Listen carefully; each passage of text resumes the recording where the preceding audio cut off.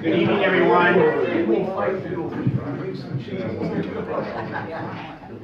Good evening, everyone. How are you? All right, how are you? Hanging in there. You look like you got me. By show of hands, where else would you rather be? Here or on a beach someplace warm? That was yesterday. People are gluttonous for punishment. All right. All right. Well, it is 5:30, and we're going to begin here in just a moment. The three candidates, Marvin Jones, Sandy Graves, and Nita Smith, are here to answer your questions. If you have questions, please write them down and put them in the box. Thank you, sir. Right over here. We're going to shuffle them up. Polly Balzer is back as our moderator again from last year. So she will be posing the questions. Just a couple things. So each candidate will have 2 minutes for an opening statement. Each candidate will have 1 minute and 30 seconds to respond to a question. And then when we get to the end, each candidate will have 2 minutes to make a closing statement or closing remarks. Starting with Marvin, we're going to rotate so that each candidate will be able to answer a question or probably questions first. Okay, that way you're not always first, you're not always second, you're not always third. Okay. We will go until 7 o'clock, or if we run out of questions, whichever comes first. Let's see. I'm asking that your questions please be policy focused, avoid personal comments or criticisms. Let's just focus on the policy. Ask the questions about what these board members will do if elected, or what they would plan to do if elected. Okay. Before we begin, are there any questions? Do you want to say the Pledge of Allegiance? Yes. Question. Yeah, Jim, are there going to be follow-ups? I mean, the questions could elicit other issues. So when we get through, can we say, well, what you said about that, can we? I think if we have the time and we want to get through the written questions, the submitted questions first. I've just been watching too many debates on TV. We're not running for that kind of office. Any other questions? Hey, Before we begin? Nita, why don't you go ahead and turn it on? All right. Do we want to say the Pledge of Allegiance? Sure, why Okay, not? let's say the Pledge of Allegiance.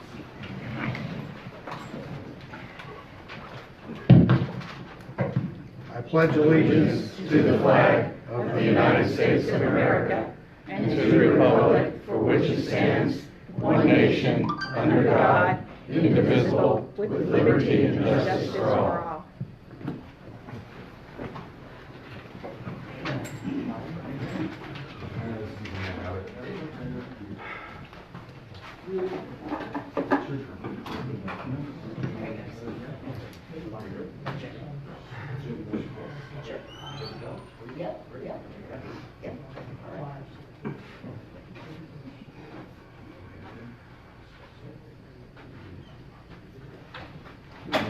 Let's start with the,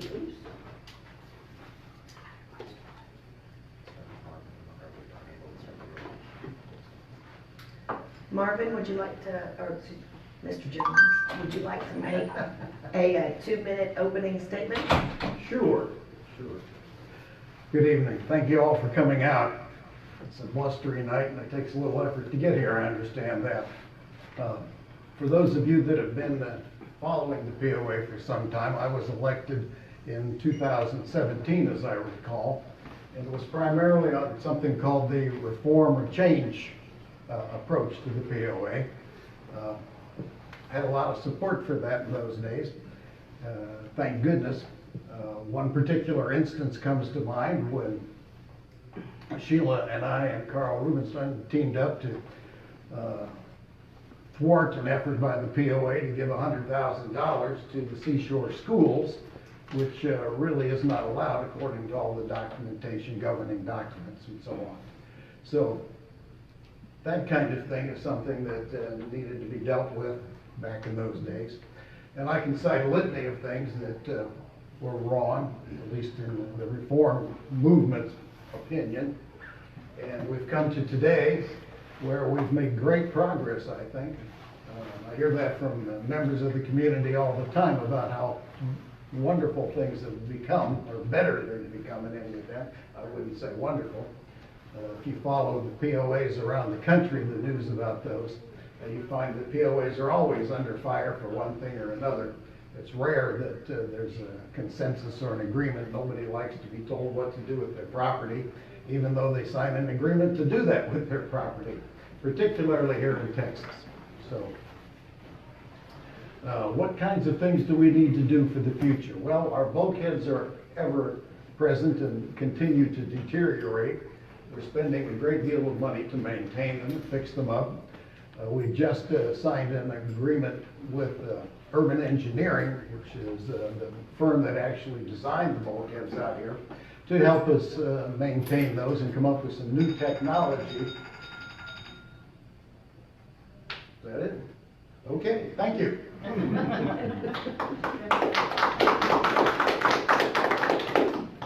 Sandy Graves. Hello, my name is Sandy Graves, and yes, I'm not running from the POA, I'm running for the POA. I'm going to keep my opening statement short and sweet. This is my forever home. I chose to live here, chose to retire here, and I have a lot of friends on this island, and I love this place. Yes, the POA has some issues that need to be worked on, and I want to be part of the the solving. I don't want to be part of the issue. I had another thought in my head and it went straight out. But pretty much, I will sit and I will listen. I will talk to you and I will ask the questions, because I'm not going to sit up here and pretend that I know all things POA, because I don't. I'm a citizen just like you guys. I'm an outsider looking in. And I want to make this the best place that the island can be. And we're all not going to agree on everything, but I truly believe that we can sit down and have a civil conversation and we can come to a compromise. So, and I hope I answer your questions. I hope you like what I have to say tonight. Thank you.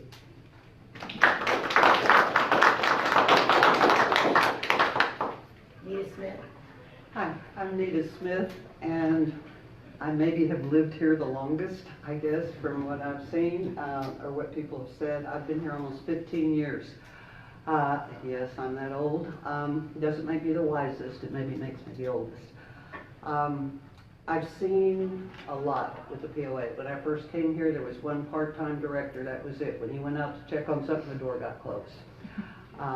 There were quite a few committees, and then as it grew, things began to change. We got a full-time director, then we had a staff of 2, it grew to a staff of 3. We now have a staff of, I'm not sure exactly how many. I think we have 4 full-time, 4 or 5 part-time, and I've seen a lot of changes. And there's one thing, as a teacher, I learned is the old thing at Auschwitz: if you don't learn from history, you're condemned to repeat it. And that's why I'm running. Besides the fact I probably need my head examined. And it's my sense of humor that usually gets me into trouble. I think the problems I see, and it's not just this group, it's been the whole time. And because I lived here both as a part-time resident, first 2 years I was when I was lucky, a weekender, driving down from Austin, going fishing on the weekends and driving right back. 2 years later, I moved down here full-time. So I know a lot of the problems that we have are full-timers, part-timers, some-timers.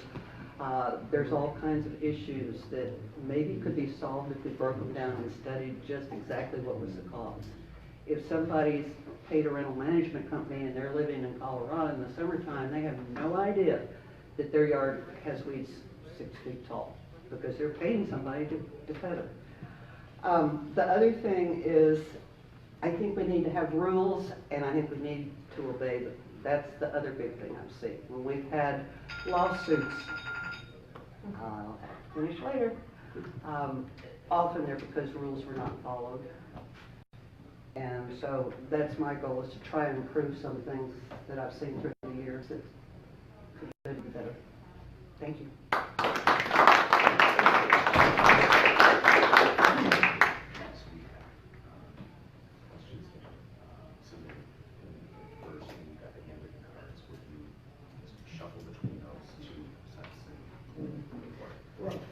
they're not two sets to me, they're all in here. I'm just gonna randomly choose them. Paper and cards. Okay, It's yes. different, yeah.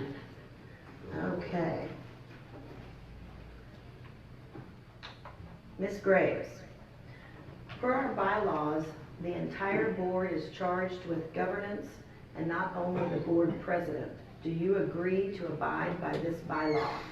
If not, then please explain. Absolutely.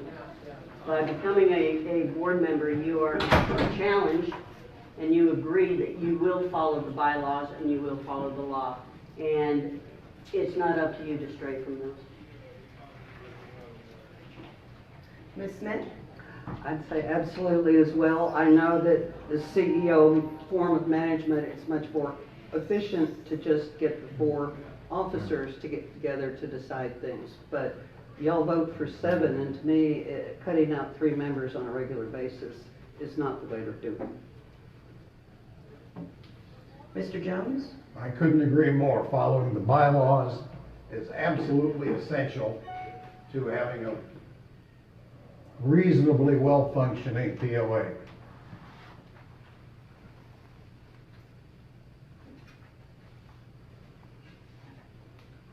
Next question. Ms. Smith? This is directed at Mr. Jones, but I think we're going to do a round robin, so Ms. Smith. In 2018, after voicing concerns about the POA policies and procedures and touting your legal knowledge, you were appointed as the committee chair to have those policies revised. You have voiced similar concerns about POA expenses, check writing practices, accounting, legal fees, maintenance responsibilities, etc. Very few of these have improved under your leadership, and some costs have drastically increased. Given these facts and that you have been the leader for 2 years now, why should owners vote for you again? Would you like to comment on the question, if not answer it directly? Well, I hate to get into personal things, and I think one person alone can't do anything. So to blame it all on Mr. Jones, I think is not fair. It takes the entire board to do it, and the entire board should have done those things. I agree, the board policy manual desperately needs to be revised, updated. To have a board policy manual and ignore it is worse, I think, than not even having one. It states that we send out quarterly newsletters. There was one that was supposed to go out November, December, letting you know about the candidates' bios. Even before that, in September, I think, there was supposed to be one asking you to run for office. None of that's taking place. And in the 2 years it hasn't been done. I know there have been extenuating circumstances and other things maybe are deemed more important. But I think a lot of those things do need to be done. And I'm concerned too, particularly when our employee costs are $400,000, but we're spending only $300,000 on bulkheads. That's one shift I've seen in the last several years that worries me desperately. I'm also concerned about our bookkeeping. So is it all Marvin's fault? I don't think so. It takes more than one to get something done. Thank you. Mr. Jones? It looks like it's going to be the Ask Marvin night. The board policy manual, I did in fact rewrite it. My wife typed it. Yeah. The problem was that the 2 other committee members, Carter Tate and Daryl Scanlon, had no interest in accepting it or even working on it. So I submitted it to them for revisions and attention and whatever they thought we should do with it. And they literally tossed it down and said, we're not interested. And that was the end of it. It didn't make a lot of sense to pursue it when the other committee members didn't want anything to do with it. And that's what happened to it. That's a true story of what happened to it. Now, in terms of the other issues the POA has, yes, we have many issues like any other business has. Our accounting costs were more than they should be. We need to get more money into our bulkheads, but it takes a board that's willing to take the time and invest the effort into learning and understanding what the problems are, and therefore work toward fixing them. We, the last board meeting passed, I don't know, 4 or 5 motions that would allow us to improve our accounting. We're farming it all out to a CPA firm, so we don't have to put up with those problems anymore. We're passed a motion to look for a project manager to undertake all the bulkhead planning and repair work, and a couple of other things that are pushing us on down the road. Ms. Graves? All businesses should have a policy and procedure in place. You have your policies and then you have your procedure to make sure that those policies are carried out. And that's important for the POA here. And I think that we need to go ahead and look at them and take them one by one to see if any of them need to be revamped. But, you know, I truly think that if you stick with the basics, you can make things run and then you improve on that. Mr. Jones, it has been rumored that it is illegal to fine for compliance. What are you going to do about it? Rumors. Don't you just love rumors? Last summer, our attorney gave us a verbal opinion that because the covenants do not contain a statement authorizing fining people for violation of covenants, that we could no longer fine people. And therefore, we've done that, not fine people. As an alternative to that, we sought out an opinion on charging members an administrative fee for processing complaints and sending them a letter, that kind of thing, regarding any violations they might have, which would not be a fine, but a fee for the processing, not unlike buying a sticker for your boat trailer. It's a fee. Unfortunately, our attorney said, no, you can't do that either. So we're sort of stuck between the rock and the hard place right now. How are we going to fix it? Well, I've been pushing to fix the covenants that we have for the last 3 years.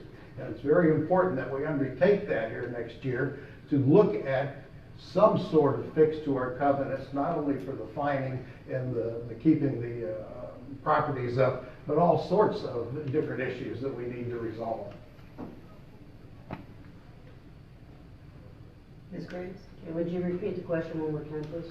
It has been rumored that it is illegal to fine for compliance.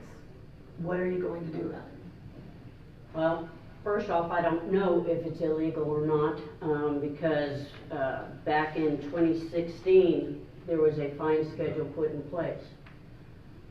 I personally agree with the fine schedule. I think that we should fine those residents who don't take care of their properties. It's the same thing if you drive down the highway, you exceed the speed limit, you get caught, you get punished for it. I mean, you spend a lot of money for your property out here, and you take pride in what you own. And the last thing you want to do is live next to somebody who has junk cars out in the middle of their yard, in their driveway, things rusting, their house falling apart. You take pride in what you have, and I think people should be held accountable for what they do. Ms. Smith? Well, I think we may have a problem. I, for one, would never make a big decision like that without getting a written opinion from the lawyer as opposed to a verbal opinion, particularly if the verbal opinion was only given to one person over the phone or something like that. I also have a problem with it because I've actually seen that the fine schedule that we have and everything else is in our policy and procedures handbook, and in there it's stamped that it was actually filed with the Nueces County whatever office, which tells me there was some legal opinions involved there. So one lawyer said yes and filed it here with the Nueces County. Our new lawyer, apparently, I never heard of this until tonight, said no, but no written opinion. Again, you and I both know, if you tell somebody you're going to fine them and you don't, good luck with enforcing your rules. And that's true with everything, not just that. If you if we have the rewritten bylaws, why not bring them back sometime in the last year or two? Then that might have taken care of some of this, just because an older board threw them away. Instead of, I hope you still have them, dig them out, bring them to the new board. It would save a lot of work, excuse me. And Polly, can I have 10 seconds on that? Can I have 10 seconds? you're asking me? Well, all right. Yes, if I can have 10 seconds later sometime. Sure, you can have Okay. 10 seconds later. I don't agree with our current attorney's opinion on fines. Okay, that's my personal opinion. But the board members are very reluctant to go against an attorney's opinion, worried about their personal liability for things. And under the state statutes, if you follow the advice of an attorney, board members cannot be held personally liable. And so I think in some cases, some of our members are maybe running a little shy. I'm sorry for taking that time, but take extra time when you want. Thank you. I would like, I think, and we'll give each of you a little additional time, but if that comes up in the future, let's save it for the following minute and 30 seconds. And if you want to backtrack and answer the previous question and just make a comment, you can.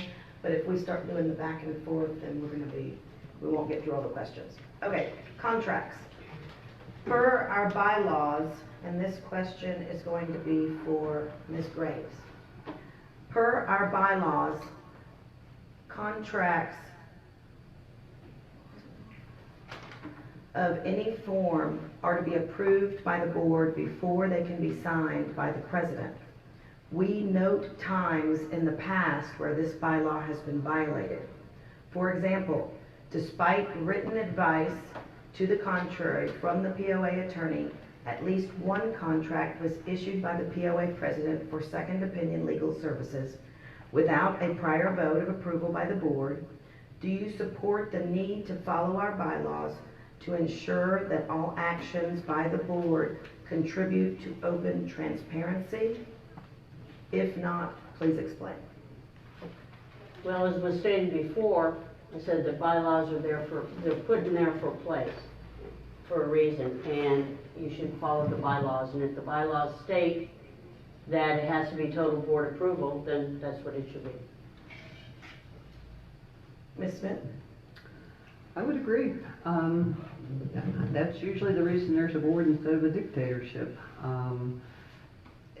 Otherwise, and I'm not saying this happened, but it would be very easy for somebody to go rogue and start signing contracts with anybody they wanted to, and particularly if it's not made public. And therefore, I would agree that any kind of contract needs to be voted on by the entire board. And I think it wouldn't hurt to make it public, put it in the minutes, and let all the membership know. What are we spending on, or do we have any kind of, we pay you so much a month if you're our lawyer, whether or not we even talk to you. What kind of contract do we have with our lawyer? Do any of us know? I don't. And I know there's some lawyers that they want their money up front, and then if you haven't called them that month, they'll call you and make sure they get their $5,000 for that month. No offense. There are other lawyers that will talk to you for no fee at all because they feel sorry for you.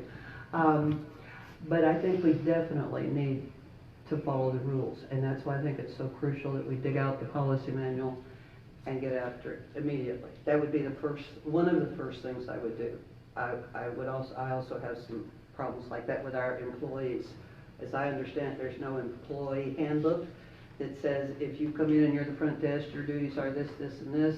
These are your days to work. These are not. I don't think we have that either. Mr. Jones? Yeah, okay, the premise of the question is absolutely false. Let's start with that.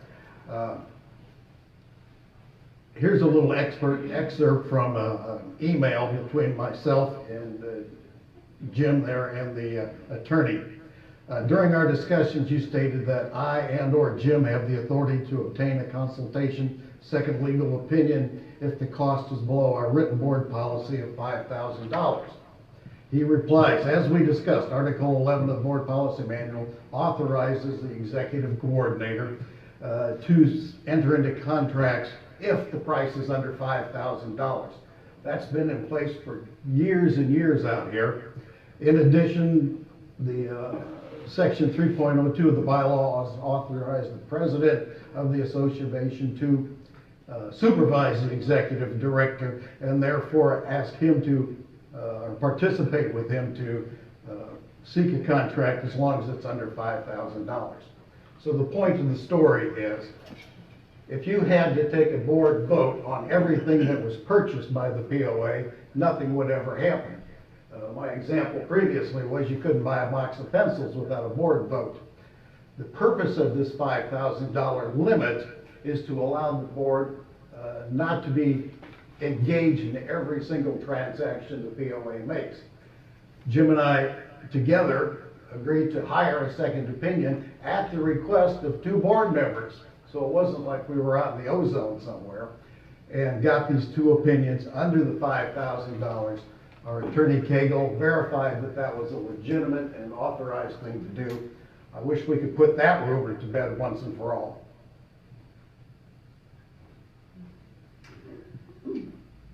Next question goes to Ms. Smith. During the last board meeting, it was obvious that there was a great deal of contention and animosity among the board members. What do you plan to do to make the situation better? Scotch tape? That's the teacher in you, Nita. Make them go stand in the hall or the corner until they learn to behave.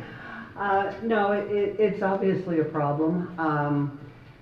And it's been a problem in the past, which is why we have our beloved policeman sitting back there making sure that none of y'all assault me for my sense of humor. When people start getting upset, they need to learn how to talk to each other civilly, I think. And if you and I can't disagree politely, then something's wrong.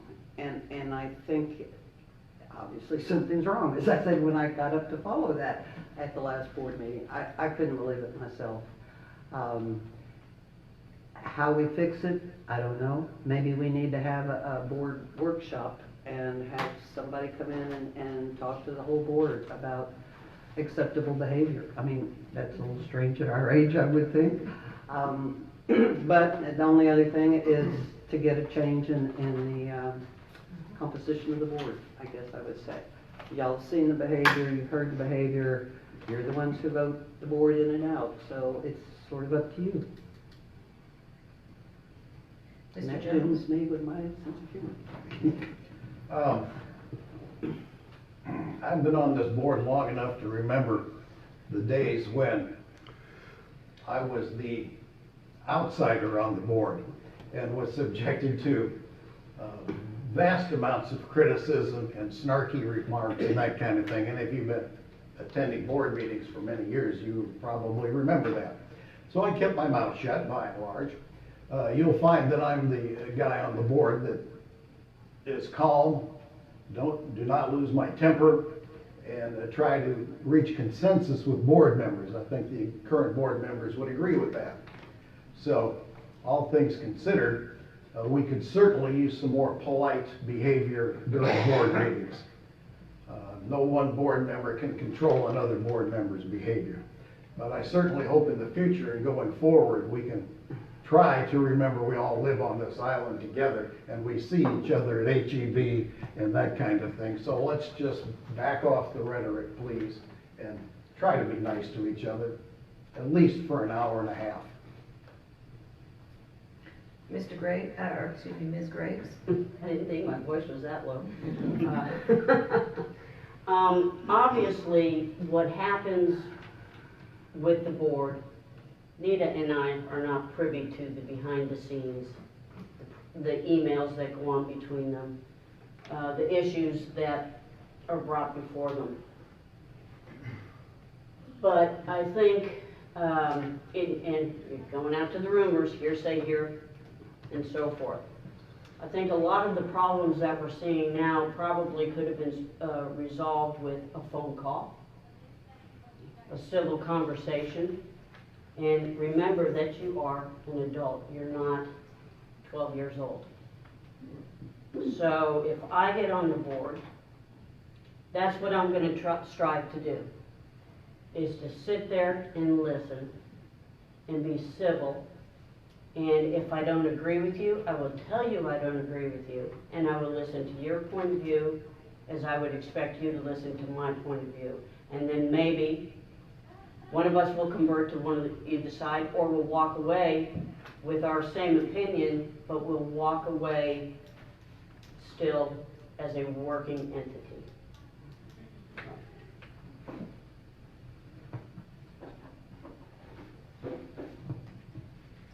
Next question goes to Mr. Jones.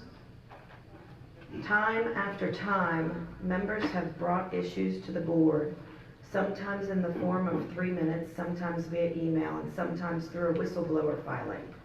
Yet we note that these requests almost always go ignored. As a board member, will you pledge to respond back to the member and keep them informed of any action on their request? If not, please explain. Before I answer that one, these are the emails regarding this business about the president not having, the executive director not having authority to hire an outside opinion for under $5,000. If anybody wants to see these afterwards, I'll keep them right up here for you. All right. I have, at Dale Rankin's request, a column in the Morning News, or the Island News, or the Island Moon, there we go, every week. He asked me to put that there. I didn't ask him because he wanted more information made available to the members out here and to the island in general. Every column has my email address on it. Okay? Anybody can email me about anything, anytime. Quite frankly, if I get a dozen emails every 6 months, that's a lot. Very few people contact me directly to voice their complaints or issues or what have you. We do have people come up for 3 minutes and voice some concerns. Most of those concerns are not something the board of directors is charged with doing, such as mowing Village Park, all right? I'm happy to take my Toro mower out there and start in, but actually that's Jim's job. We've got a contract for a mowing company and that kind of thing. I guess I'm too verbose. Ms. Graves? Okay, first and foremost, all emails, phone calls, texts by any property resident should be taken seriously. They should be answered. Whether, if you know the answer, great, respond to it. If you don't know the answer, let them know you don't know the answer and that you'll get back with them. But if you tell them you're going to get back with them, get back with them. I mean, they pay their dues just like everybody else, and they deserve to be heard. So I take that very seriously because I, in the past, have been a recipient of non-response from the board. And it does. It bothers you. It hurts your feelings. It makes you feel like you don't matter. And you do. So I would respond. Ms. Smith? I definitely would respond. One of the things I would do is to change the way they deal with the board deals with whistleblowers. Instead of allowing one person to decide whether or not it's a valid complaint, I would say the entire board needs to hear it, and the entire board needs to vote on it. And that gets back to making the entire board responsible. Because obviously if somebody goes to the extent of filing a whistleblower complaint, it would probably be something fairly serious. As far as dealing with people in their emails, I would love to say I would respond to each and every one, but realizing that there's 5,000 plus property owners out here, I hate to say it, have it played back to me next year or something. I would try to. Excuse me. But my thing would, I think this is where committees could come in, because if somebody comes in with something about a bulkhead, Not every board member is retired necessarily. They maybe don't have the time to run out and look at your bulkhead that you called and said was falling apart, or the pothole in your street or something. If they're retired, maybe they could work it in. But if there was a committee, then it could be referred to the committee where there would be 4 to 5 to 7 people that they could then try and take care of it. If they couldn't, then it could come back to the board. And I think that's where we've really shortchanged ourselves. We were promised committees, they disappeared. And here again is history repeating itself. I first came here, there were a lot of committees, they did away with them. Again, it's happening. Ms. Graves, what are you going to do to fix the covenants, bylaws, etc.? I'm gonna throw them out the window. No, just teasing. You know, I think there's a lot of talent on this island. Form a committee. Let's sit together. Let's go through them one by one. Maybe take one chapter and look at it and see what needs to be fixed. Look at the bylaws. Take one section. Look at it. See what needs to be fixed. And take it one at a time. You can't do it all. I mean, Rome wasn't built in a day. So you can't do it all at once. It needs to be broken up. And that's what I would do. Ms. Smith? Well, and this is going to be really strange, but I've been thinking about it, and we seem to have a separate set of covenants and bylaws for each one of our subdivisions, which is over 20-something. We'll be going through those for longer than we're going to live, maybe. I've been wondering if it might not be possible to go through and come up with a single set of bylaws for all of our subdivisions. Now, obviously, there would have to be differences on, you know, because of the setbacks of some houses and this sort of stuff. But to me, that maybe could be put over in the ACC building thing and have a single set of bylaws and covenants. Now, obviously, that would need to be voted on by the entire membership. But when I went through trying to figure out which subdivision I was in and which set of bylaws applied to me, until I figured it out and looked at the map, it's hard. And I bet a lot of us have never really done it if we didn't have to. And so, and now that it's becoming more of an issue, that would be my solution. It would be a mess in the beginning, probably. And I think if we did start doing that, we'd need to have at least one representative of each subdivision, because they're familiar with what their rules and bylaws and covenants and what they like about them and what they don't. And maybe go through it. I have a feeling the ones I've sort of looked at, a lot of them are very, very, very much the same. So it might not be as hard as everybody thinks. Mr. Jones? Anita, with all due respect, we already have one set of covenants for the entire POA. I think you misspoke when you were getting confused with the covenants and the bylaws, yeah. The bylaws are the rules that the POA operates under. Covenants are the rules that each subdivision operate on pertaining to their land and their property and what they can do and can't do without it, or with it rather. How to fix them? Well, the bylaws are generally in relatively good shape.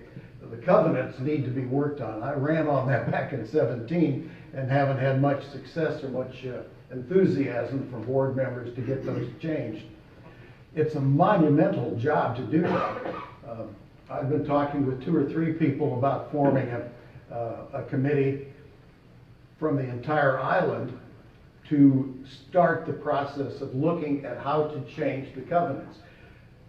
If some people say we have 40, some people say we have 27. There's a variety of numbers that are involved here, but in order to get them changed, each individual subdivision has to vote on the changes. Just like if you raise the CAM fees, or if you want to raise the CAM fees, each individual subdivision has their own CAM fee vote. So it's a monumental job to get all these subdivisions on the same page. But it needs to be done.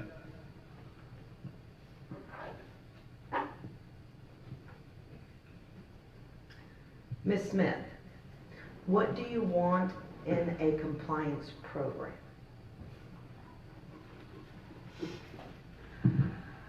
think it needs to be short and simple. I would suggest having a town hall meeting and getting everybody to agree. Everybody who was so against the palm frond thing. I have no palm trees in my yard. Last 2 months, I've picked up over 20 palm fronds from some of my neighbors, which is not easy when they're in a 7-foot tall ficus. So I think they need to be discussed. I think they need to be agreed on. I would say even vote on them. When we send out the ballots next year, put them on there and let people vote. Maybe even vote on them individually. Palm fronds may not get voted on. But I think once we get them, we have to stick with them. Because speaking as a person who built a fence to cover her trash can so it wouldn't be seen from the street, and then that got ignored.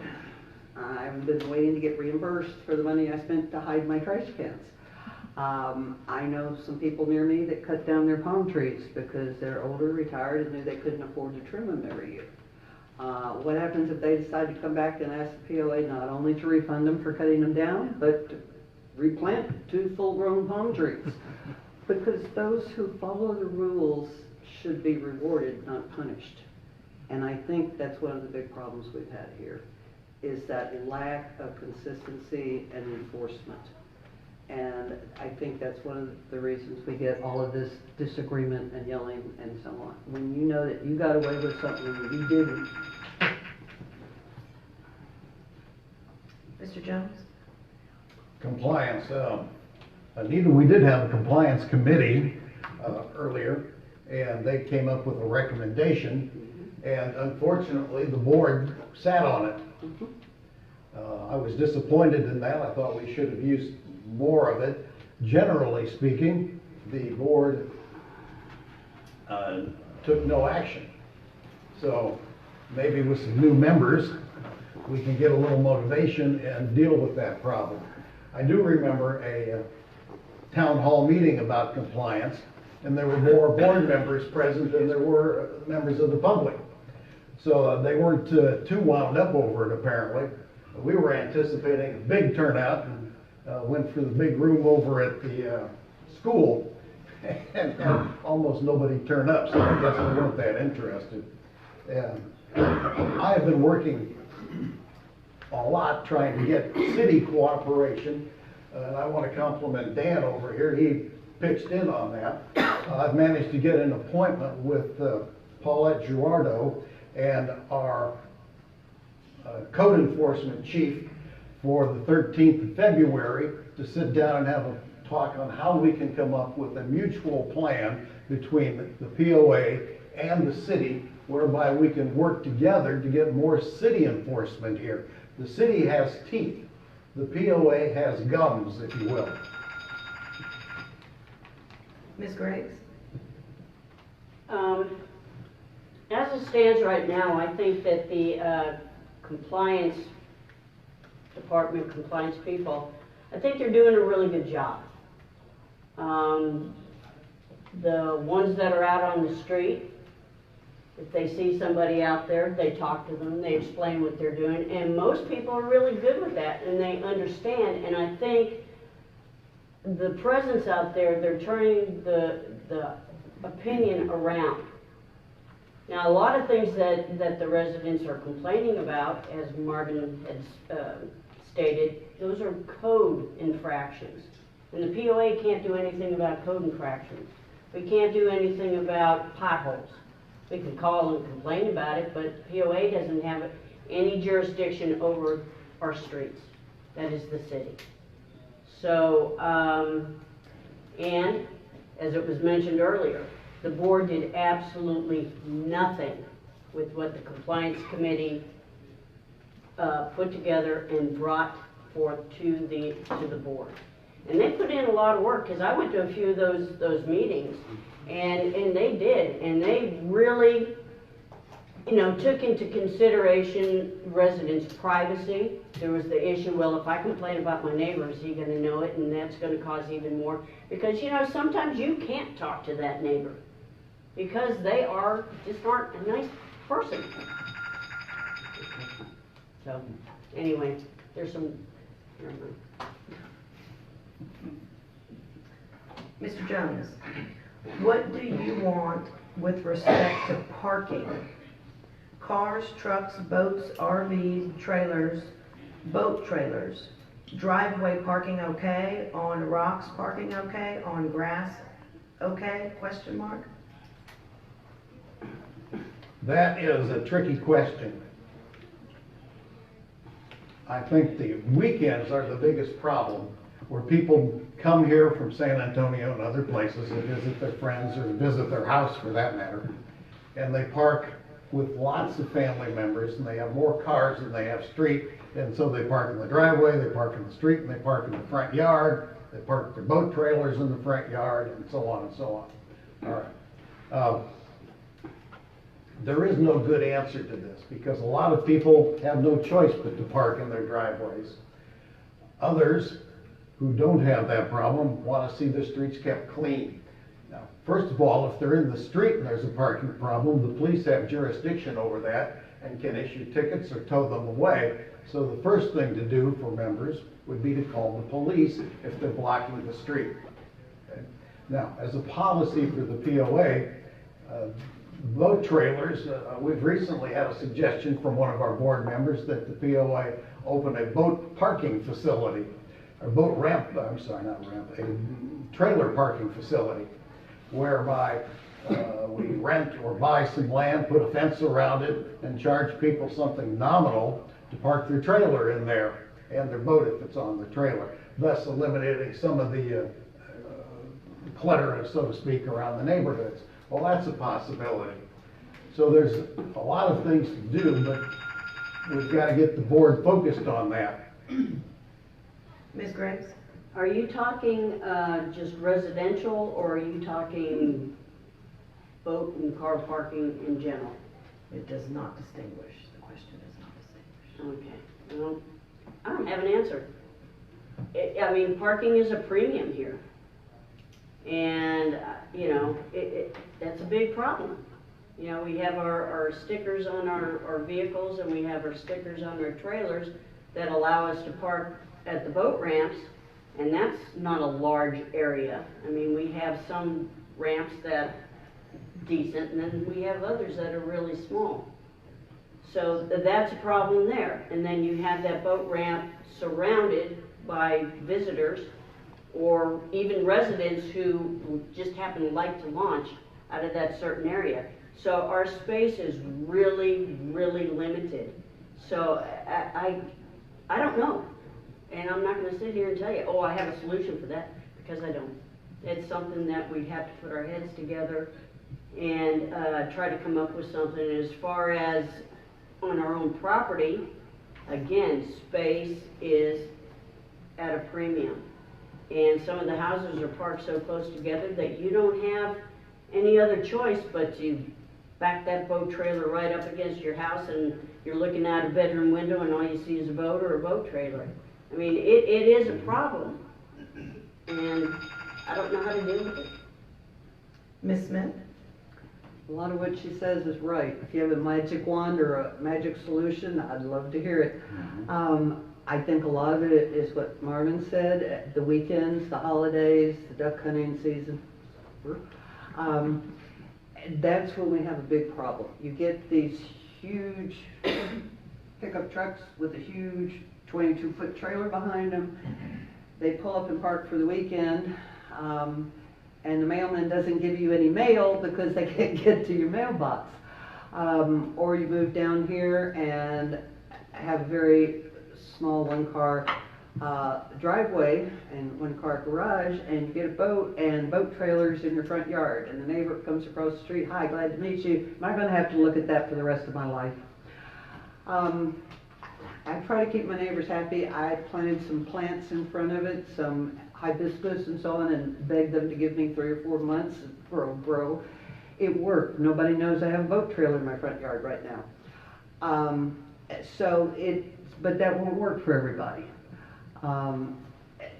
With us being a boating community, RVs, big trucks, our streets are narrow with no sidewalks. You know that. Some of our streets are worse than others.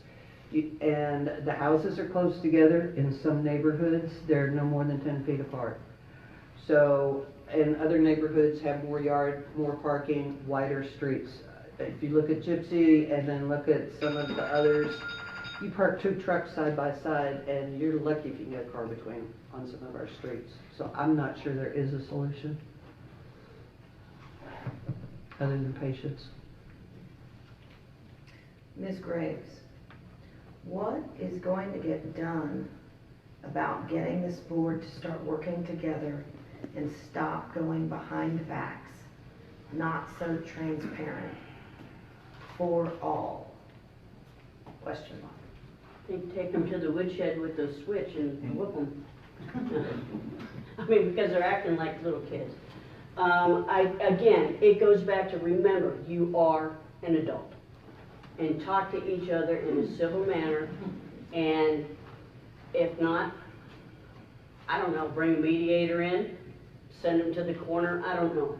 But it all comes down to you have to respect each other and respect their opinion. And you're not always going to agree with each other. So I think, you know, the respect is the big thing. And remember, you are adults and you all are working for the same goal, is to have a wonderful, beautiful community that we can all live in and be happy. So just be civil to each other and listen. Ms. Smith? I like your woodshed idea.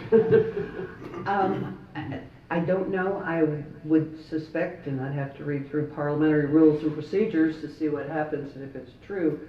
I would suspect if somebody on the board simply could not control themselves, the board could take a quick vote and ask our dear policeman in the corner to remove that person until they come to their senses. I think you may only have to do it once, and that might stop it.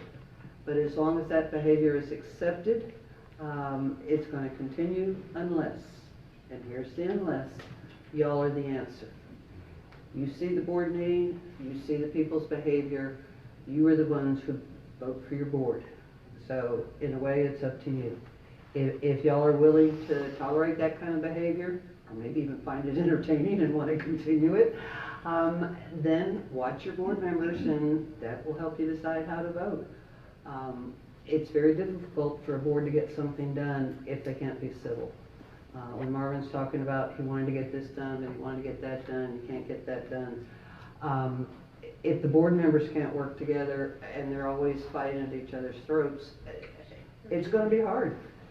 And so I think, again, absent some action of having them removed, if it's only one, and you may have to do that, that should get the word out, and then they behave.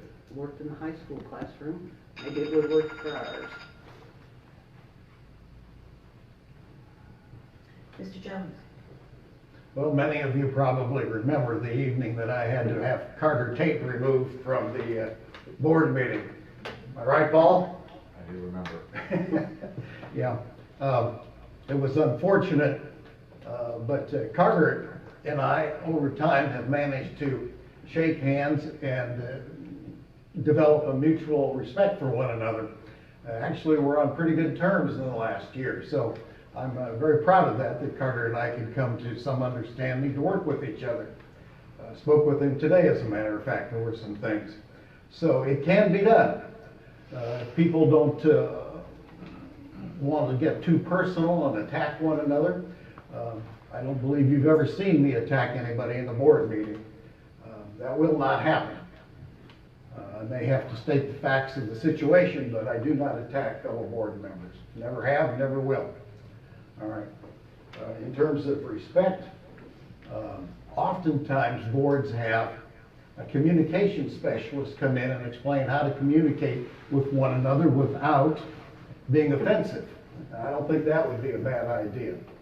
So there's an idea we should put to the board and move on. In terms of taking a quick vote to throw out a board member, that would be an interesting exercise during a meeting. All right. Thank you, Polly.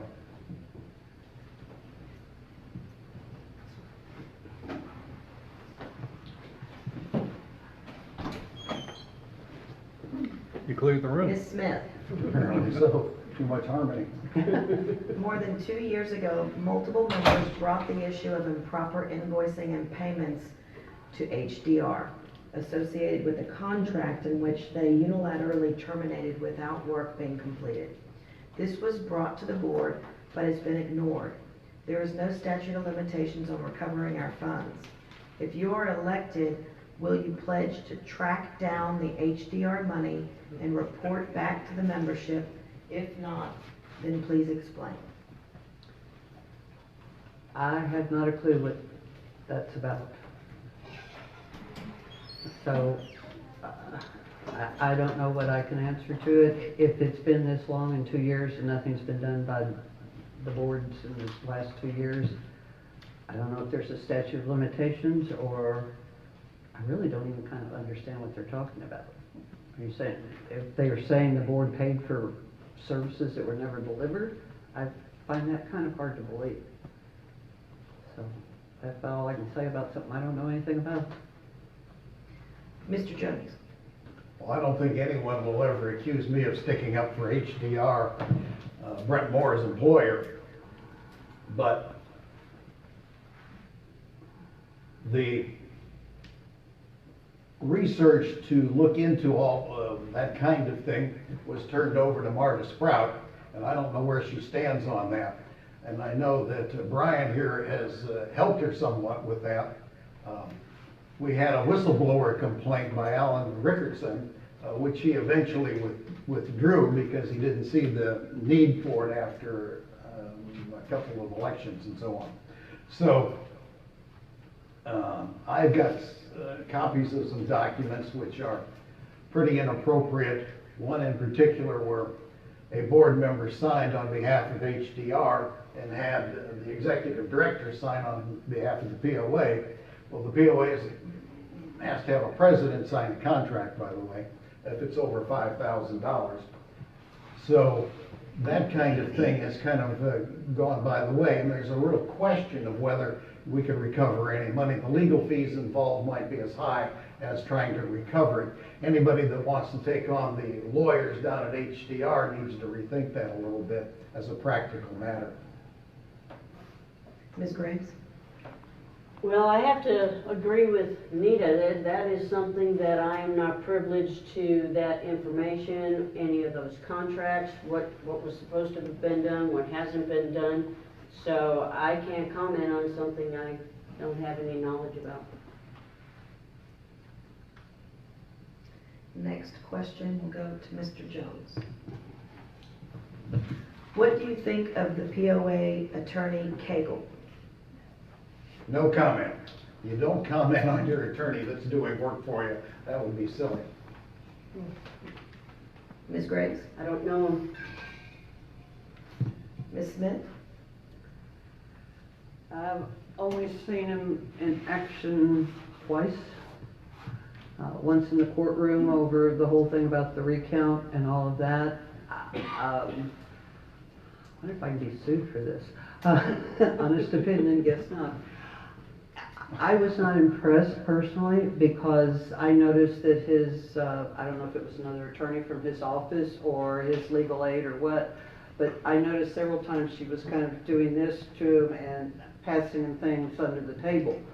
And yet he's supposed to be the big legal. So that was my first impression. My only other time I saw him was when he came to the meeting with Sea Pines. And I was a little taken aback by that because all he did was stand up and say, I'm not your lawyer, I'm the POA board's lawyer, and so I can't tell you anything except go talk to your lawyer. And I thought, we're paying him $350, $450, whatever we're paying him an hour to sit in this meeting and stand up and say that. That's nothing against Cagle, that's questioning our board's decision to have him there to say that.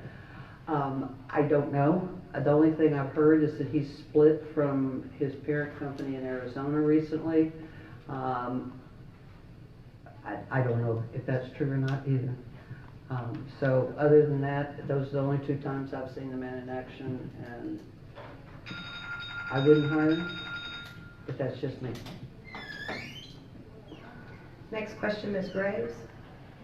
We note that prior to the last board meeting, Dr. Colosi, in his capacity as our treasurer, put forward a proposal to track invoices that are received and to have the board review each month any payables that are 30 days or older. Marvin did not put it on that agenda. Do you support such a policy so that we can better track the payment of our bills? Well, I think any suggestion put in place that safeguards our money is worth investigating and seeing if that's going to be good for the good of for the POA. So I would have entertained the idea. Ms. Smith? I don't know about that specific incident. I think it's always a good idea to track invoices. Personally, having gone in about every month, as Marvin mentioned, and look at our checkbook, I'm a little concerned because on the checks it just says X amount of money at this date written to this company. And so I could look down and tell this was a landscape company. And in the course of a month, we wrote them, say, $7,000, maybe on 2 separate invoices. And yet there's nothing, when I write a check down the little corner, it's like, you know, IRS quarterly payment or AC repair. There's nothing like that on these checks. And I know some of these landscaping companies also clean the canals, they do the medians, they work in Village Park. My concern is, and when I look at this and see the huge expenses we have under common area maintenance, I'm wondering, is whoever's entering those into our general ledger, are they differentiating when they get that invoice that maybe was 3 different jobs and some should go to canal cleanup, some should go to village, and some should go to common area? Or, yeah, I sometimes get lazy and just say, oh, well, it looks like most of this was common area, and there it goes. And if that's the case, and I ask in the office, do we go behind and spot check every once in a while to make sure when you have these big invoices that they're actually being broken down? If not, we don't know where our money's going. And the answer was no. Mr. Jones?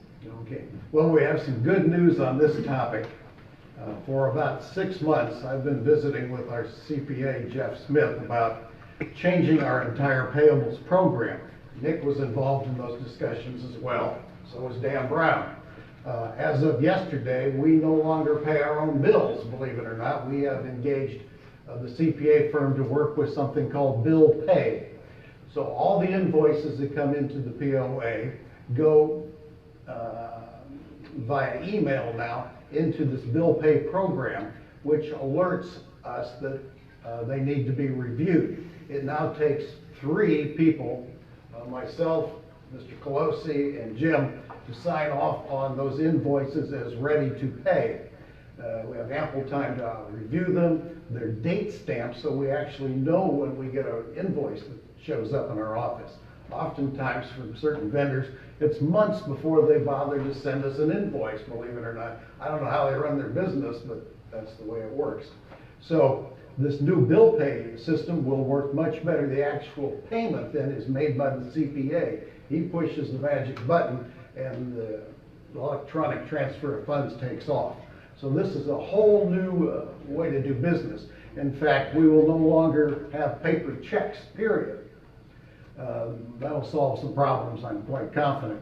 So the good news is we've developed a new system, and that's why Nick's proposals, which were not as advanced as this, wasn't on the agenda. But we've got a whole new system, and I'm really happy to see it. Dan Brown, I think, is happy to see it. I'm sure Nick is happy to see it, and I think we all are. So there you go. Ms. Smith, what do you feel are the top 3 issues facing our POA today? How would you tackle these issues? Well, I'm a little worried right now about this bill pay based on the new app they used in the Iowa caucuses. Really? Yes. It's new, it sounds wonderful, and often when something's new and sounds wonderful, there's maybe a hitch to it. And if we don't have a paper trail, we don't know what happens. And I'm afraid that just might make it easier. But That's just me, and I know the way that things are going. But that worries me. One of my big concerns is, as I said, the lack of what I see as hiring directly in the office. Again, that's another example of outsourcing. We're on our third front desk personnel. We've been through 2 bookkeepers. We have on our second assistant to the director. All of this within 2 years. And it seems like our hiring is being done by Sterling temp personnel and some other job placement thing. And they pick somebody, send them in, we take them, they stay, they don't stay. It takes us a while to find out they're bad. They come in with a resume from the temp service and says, I speak Russian, can do a Hulu at midnight, and do QuickBooks in my sleep. So I hire them. And then come to find out, the first time I ask them to do the QuickBooks so I can run the invoices, oh, well, I don't know that version of QuickBooks. Asking for a Hulu, no, only at midnight. So I think maybe we need to not outsource our hiring, but advertise it ourselves and interview ourselves. Hard way to do it. Most things that are easy and fast maybe are not the best. Mr. Jones? Would you repeat the question, please? What do you feel are the top 3 issues facing our POA today? How would you tackle these issues? The number 1 issue is revising our covenants. Okay? We've already discussed that. It's not an easy thing to do, but that is the number 1 issue. The second issue is making value for our homeowners. What can we do as the POA to give more value to the members? Such as, can we upgrade our boat ramps to make them better? The board is considered and is more likely than not to vote on putting decking around the boat ramps, or so that people can get on their boat and off their boat without falling in the water. Nita and I have talked about that several times, and other members, and so on. So that's something that will give our POA members value.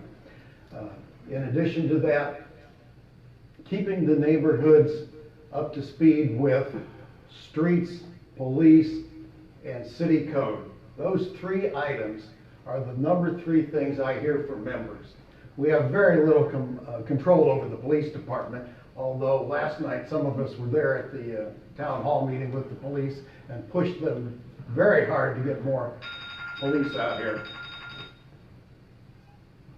Ms. Graves? One of the top issues with the POA, I think, is having a cohesive board, because obviously they're not.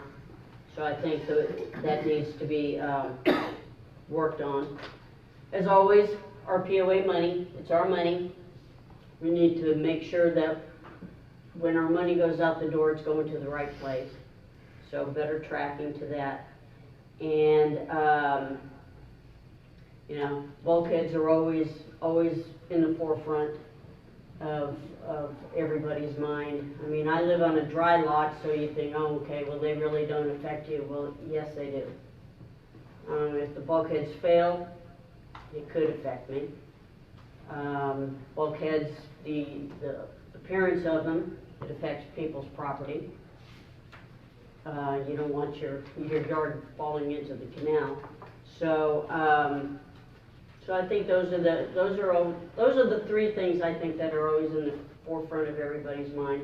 I agree with Marvin about the value, to give value of the POA to the people. It's give them a better perception of what the POA is.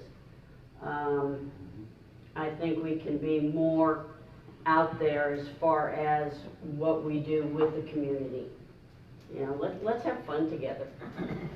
You know, yeah, we have to run, because the POA is a business, but we can also have fun together. So I think giving value, hosting gatherings maybe twice a year. I was going to say every quarter, but that might be too much. But do something twice a year with the community, for the community, would bring a better feeling. Mr. Jones? Have you ever taken original documents, invoices, out of the POA office? Absolutely, I certainly have. But there were copies left behind. So let's qualify that. I think you're speaking of the most recent flap over paying our attorney. All right. Our attorney's main office is in Arizona, or was in Arizona. They've split up recently. And the billing came from there. We've had a difficult time with them sending us bills. Now, you may think that's goofy, but they don't send the invoices properly, all right? We did not receive the proper invoices for February and March. We received no invoices, 0 for March, April, and May. We didn't receive the invoices for those 3 months until the end of July, where we got a whopping bill. And in fact, we got 2 bills. It's called a running invoice. They sent one the 1st of July, then they added some more charges and sent another invoice at the end of July, but they double billed for the ones, the charges that were on the first invoice. It's a mess, okay? The point is, I made a promise to the members of this community to not waste their money. And I will not do that under criticism from others that says you can't audit the invoices to make sure you don't overpay and you're not paying promptly. I've never heard of anybody feel sad for lawyers that don't get paid on time. That's crazy. They need to send their invoices, and Mr. Cagle apologized profusely over this, but they came from Arizona, and that may be one of the reasons they split up. And there you have it. Ms. Graves? No, I have never taken any official documents out of the POA.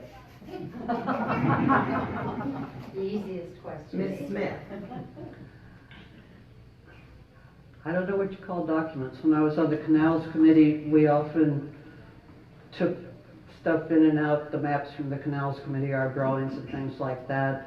In fact, I was in charge of keeping them all in my house. They're still sitting in a chair. I've been trying to organize them, and I was going to give them back, but there's no Canals Committee to give them back to. So I'm hanging on to them, hoping that sometime in the future there'll be a Canals Committee and I can pass them on. My only comment would be, if I were on the board and I was wanting to double check invoices, I would make copies and take the copies with me and leave the originals in the office. Because I think that's where the originals belong, and that way if I got run over crossing the street or my cat shredded them, the originals would still be there, and so that would be the only change I would make. Because I think board members do need to take invoices home sometimes and double check them, and that's one of my worries, is it's not being done often enough with some of these invoices. But I would say, again, this would be something we could put in the board policy manual. Take the copies, not the originals. And if I have extra time, can I go back to another topic? I didn't get to my 3. I think we need to do You got about something. 20 seconds. Communication, particularly updating our website. Sometimes the calendar on there is way, way, way behind, not to mention other things. And I think that's the main place people now go to check. And so that would be one of my big 3, is keep our website updated. On the bottom of the front page, it says, we're going to collect information about the impact of Harvey. That's a little old. I don't know if Famous still hasn't paid. Ms. Graves, what do you want to see done in the POA in the next year? What do I want seen done? I think I'd like to see our accounting system a well-fine tuned wheel, whether that is outsourcing and having a bookkeeping like we seem to be doing right now. I hope that works, because it seems like we're jumping on and off this merry-go-round. So I would like to see that our money is well taken care of. We know where our money is going when it goes out the door. Ms. Smith? I agree, I'd like to see our finances fine-tuned and updated and checked by all board members, at least periodically. I think we could use a good finance committee. We've got enough bankers, retired bankers and stuff out here that they could be more than happy to volunteer and spot check as needed. Our website and communications, I pointed out, I'd like to see that done. I also would like to see this checked on more, our financial statements. We didn't even get one for an entire year. And I think that the board needs to write an explanation when what was allocated in the budget, let's say, was $5,958 and what was spent was $11,240, or what was allocated was several of them. They're spent 2 and 3 times as much as they were supposed to with no explanation. One of them is for contract labor, is about 3 times what was allocated. I mean, I know things go on better, don't we all? But I think when there's that big a gap between what was budgeted and what was spent, I think there needs to be an explanation. Because we get these statements and this is what we expect, and it turns out to be all wrong. There's probably a good explanation. I'm not saying somebody's taking $1,000, $100,000 and going to Tahiti. Mr. Jones? Straightening up our accounting is a major issue. I think we've got it on the run to better days. And speaking of getting late bills, Nita brought up at the last board meeting, somebody mentioned that we'd spent $81,000 on accounting and auditing this year. Well, Jim and I did a little homework here, and we determined that the accounting firm did not bill us in 2017. Can you believe that? They didn't even bill us. And if they don't bill us, I guess we're not going to pay them because we don't know they want their money.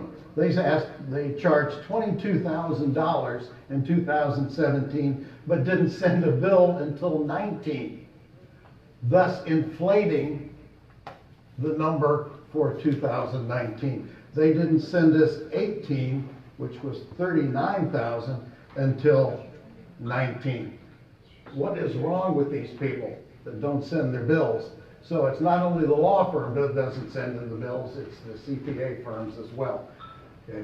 And we have more than one CPA firm. One did the audit, another one does the corrections and that kind of thing. And both of them are slow to send out their bills. I guess they're making so much money they don't need to collect all of it. All right. Other things that we need to work on. All right. We need to fix more bulkheads. We are looking at hiring a project manager whose job is going to see if we get them on a schedule and lots of them get repaired. Now, they're not in bad shape either, by the way. They're just old.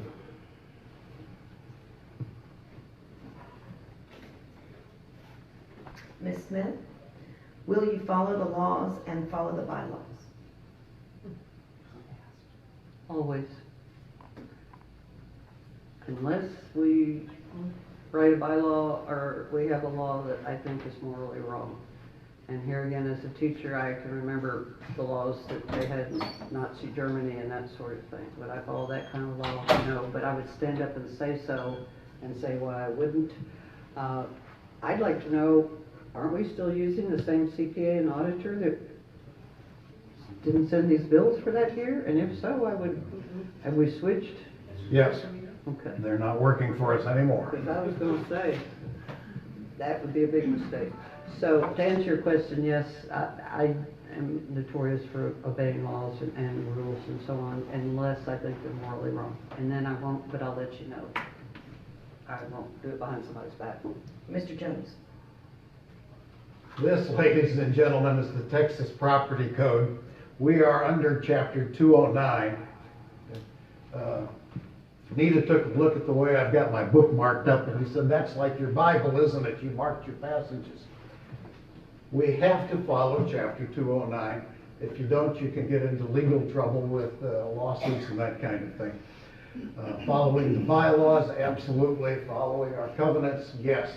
All of these things need to be abided by. Unfortunately, at times, there are people that say it's not convenient for me to follow those rules. Therefore, I don't think I need to.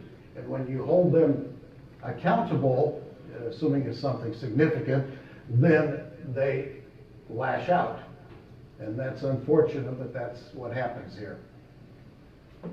Ms. Graves? Yes, I would. It's not up to me to decide which ones to follow and which ones not. Mr. Jones, next question.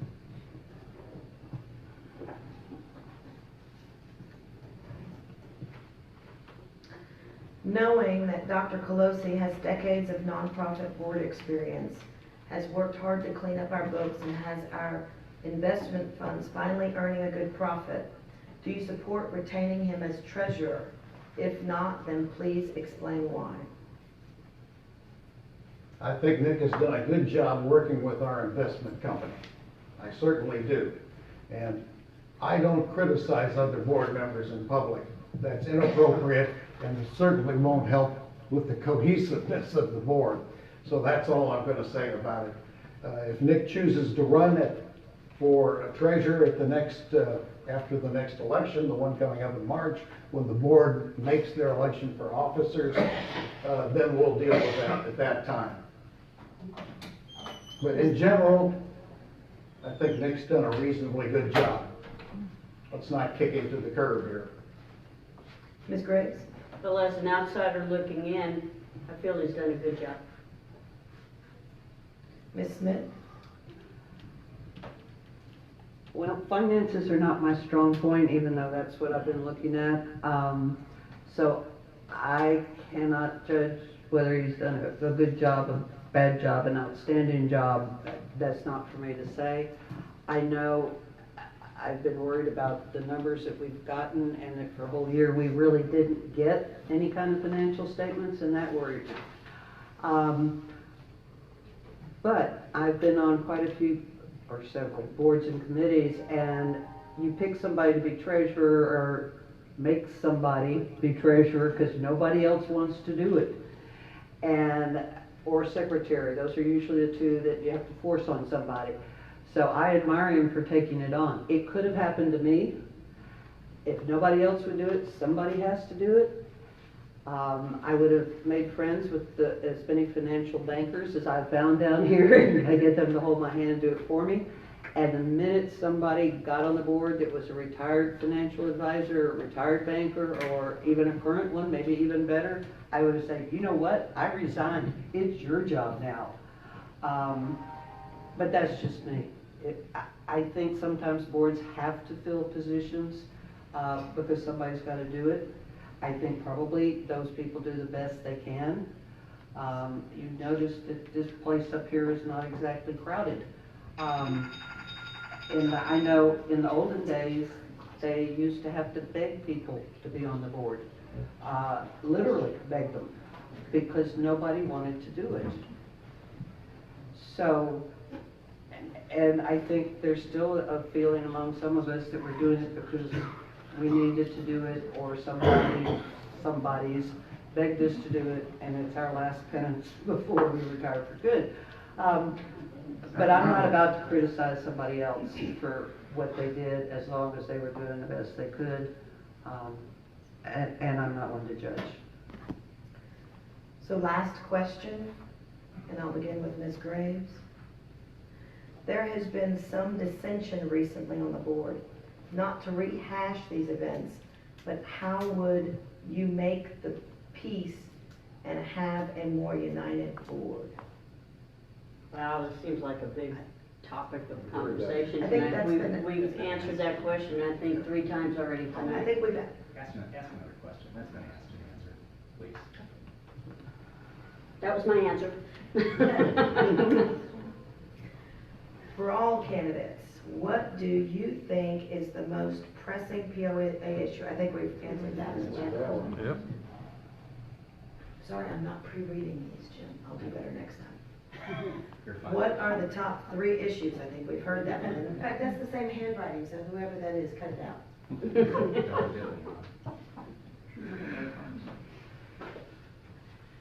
A bot's taken over writing the questions. Bylaw change, I think we've heard that one. What is the MMD and what does it do, Sandy? Okay. Well, you know what, that comes up every election year, that question, so I actually came prepared for that one. I looked it up, and MMD, which stands for Municipal Management District, there are actually two on this island. One is Padre Island Gateway MMD, and then the one that we have is Padre Isles MMD. And with my research, the MMD has a power to tax residents of a district and issue bonds. Its intended purpose is commercial, and it's created to primarily commercial development and business activity inside boundaries of a city with population of 25,000 or more, which we're part of Corpus Christi. It's easy to create, not as easy to get rid of, but you can get rid of it. It's dissolved by petition of property owners by 75%. Or a vote of the board, and I'm assuming that is the board that's on the MMD. And the city council can also get rid of it by resolution. But if this MMD has issued bonds that are outstanding, then you can't get rid of it. So in a nutshell, they're a taxing entity. So I know what it is, but I don't think ours has done anything, and I'm not really sure who's on our board because it showed old, I don't want to say old people because that's not what I mean. Former members who've been here a while. It hasn't been updated. So that's the MMD. Ms. Smith? I was one of the old people that remembers when they did that. But I didn't I do meant it. former. They did it, they being the board at that time, and I don't remember what year it was done. As a last-ditch resource for the properties out here in case of a natural disaster, i.e. a hurricane that wipes everything out. And it's because the MMDs, as she was saying, can actually pass bonds because, God forbid, but if something happened that totally wiped out the bulkheads, the boat ramps, the POA office, everything else, our money would go nowhere towards replacing any of it. And by being an MMD, as I understand it, and I could be wrong, it was let the group issue tax-exempt bonds, I believe, which is the cheapest way to get money when you need it. And that was why they did it. Now, I don't remember the year it was done. If you told me some of the names that were on board, I might be able to tell you closer. But that's why it was done. I know that. There's one in the audience right now. There's one in the audience right now. So that would probably be, well, I got done sometime between 2007 and 2012, I'm guessing, is when it was done. Which could have been because it was about the time of Ike. That's probably what got it moving. Just like Harvey kind of affected a lot of people down here too. Made us think twice, but that's all I know about it. Mr. Jones? Okay, let me set the record a little straight Okay, since go I've for had it. the opportunity to not deal with it, nobody's dealt with it, but the MMD was created and sold to the members of the POA as a way to raise funds after a natural disaster for the bulkhead repair. That was the whole point of the exercise. It cost us 68 grand to get that done. It has to go through the state legislature and approved by the city. So there it is. Our particular MMD has no taxing authority, okay? The legislature, and probably Todd Hunter, God bless him, said that we will not put an entity out there that will tax you, which was a really good idea, I think. The kicker to the MMD is that, yes, it has the authority to raise money in different ways, but it also has a clause in there about economic development, which means if they wanted to raise the money, they could build a shopping mall with it. I don't think we want that with our tax money. being taxed for that purpose. So we have 3 new board members there that are not board members on the POA board. And that was a major concern of mine, that we wanted people that were not POA board members also. So we've got a fresh slate there. To my knowledge, there's been no need for a meeting because there's been nothing for that MMD to do. Can you say who they are, if you know the board members? They might not want their privacy. Isn't that a public thing? Yeah, It is public, you can look it up. well, I did, and they Red? weren't listed. Red Jeffers is Appointed by one. the mayor. Who else? Ted Morris. Ted Morris and Billy Farmer. Those 3 people. They've never had a meeting. There's only 3? There's 5 people on there, Brett Moore and one other. Nancy, are you still on there? Probably so. I haven't received a formal decline letter, so. Okay, final comments, closing remarks. Let's start with Ms. Smith. Well, we've pretty much covered everything, I think. If any of you want to stay after, I'd be happy to talk to you. If you didn't already get one on the way in, the blue paper over here is my little bio about what background I have. Several people have asked me, where are my signs? Unlike in the past, I'm not going to start saying somebody stole them to get sympathy. I didn't have any. I chose not to spend a couple of $100s of my own retirement money to stick my name on the street. And particularly given the pay of this job, I couldn't see investing that in it. And I've been here so long, and I'm running because a lot of people, not from one side or the other, from the old group, from both sides, from all sides, from none sides, begged me to. So I agreed. And that's about all I have to say. I will stay after and answer questions. My email address is on there if you want to email me any questions or comments. If I get on there, I will do the best I can. The one thing I can promise you is I will be honest. I will tell you, and I think that's what's caused a lot of the problems in the past, is some people have been told, some people haven't, even on the board. I think there might be 2 or 3 board members who know something and 3 or 4 that don't. And I think that needs to stop. I think it needs to be the entire board involved in everything. That's why we have 7. You start shrinking it down, and I think it starts to get dangerous. I would try and shift, I think, our expenditures away from things other than the things that we use every day. And when I see how our expenses have ballooned on personnel, on IT, on whatever else is on here, bank card fees, that blew my mind when I found out I could pay my POA dues with my credit card and get money back, which means I'm paying less. And guess what? When I pay with my credit card, guess who has to pay the bank fees? The POA. So they're getting less. If I try and use my credit card to pay my taxes or my gas bill or something like that, guess what? They charge me a convenience fee. So I think, you think, well, you know, how much can that be? I saw in there it was like $11,000 one time for card service fees, and I'm guessing that's what it was. We actually encourage it because it's more convenient than processing a check.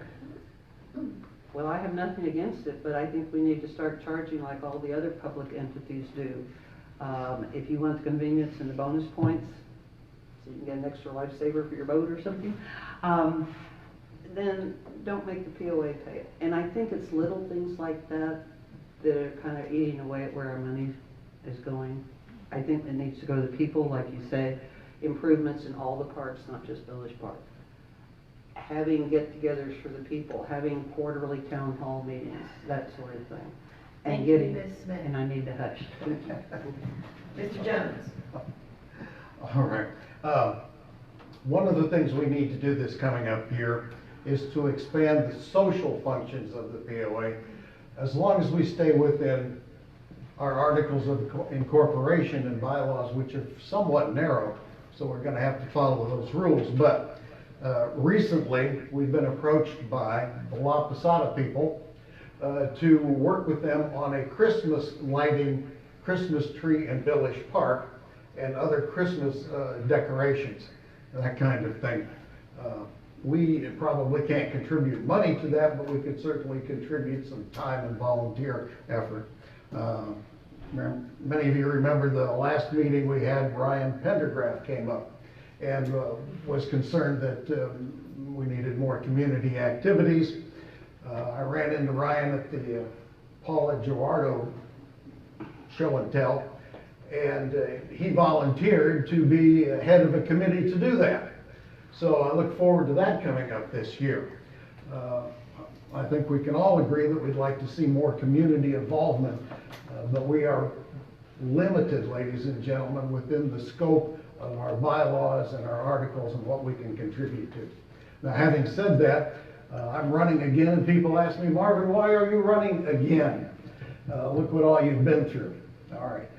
People don't know that I spent 3 months down in the POA office running it for free when we had a walkout of all the employees and management last time. Put in massive hours. I feel like there are things left undone. There are a lot of things to do here, and I feel like I can help make those things happen. And that's why I'm running again. Thank you. Ms. Graves, last word. Thank you, everybody, for taking the time to come on out. It's cold. I'd much rather be home with a blanket watching TV. But I appreciate you coming out, and it's important that you did. The one thing I'm going to say about myself with the POA, I am a fresh set of eyes, and I may look at things a little bit differently.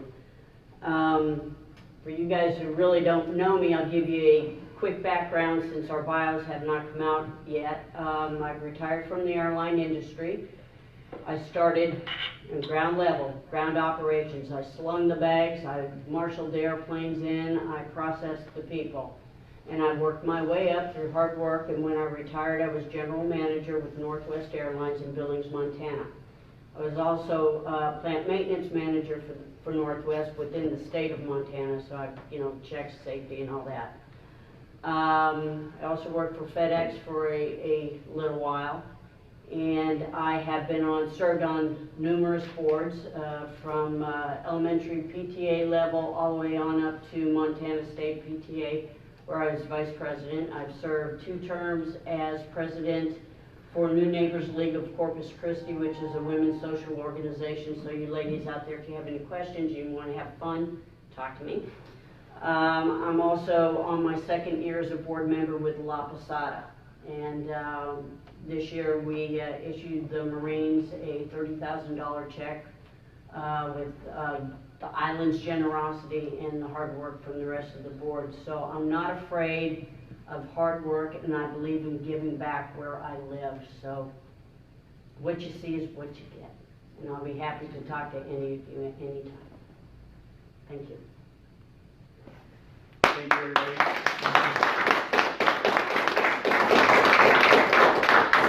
First and foremost, thank you for coming. As it was said, it's a cold night, a crummy night. I'm sure there's something on Netflix or Hulu or Amazon that's somewhere that is entertaining.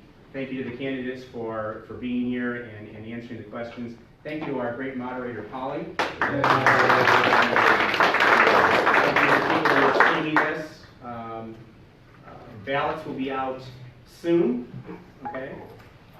Please look for them in the mail. We're going to be doing an electronic voting option this year, where you don't send in a paper ballot, you go to a website, you enter a secure code, you vote, and your vote is recorded. So that's an option. It's not the only option. You can still do the paper ballot. You can still vote at the annual meeting itself, but this hopefully will get more participation, particularly from people who may live outside the area and be abroad. So thank you all.